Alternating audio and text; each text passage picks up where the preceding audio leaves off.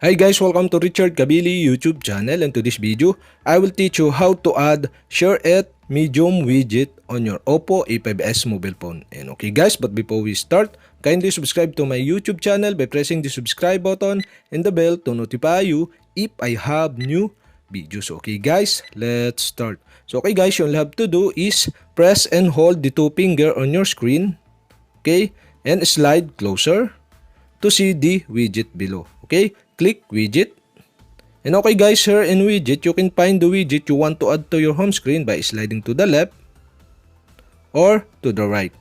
And okay guys, after you find the widget you want to add to your home screen, okay, in this tutorial, I'll show you how to add Shareit widget. Okay, you'll have to do is click the Shareit widget.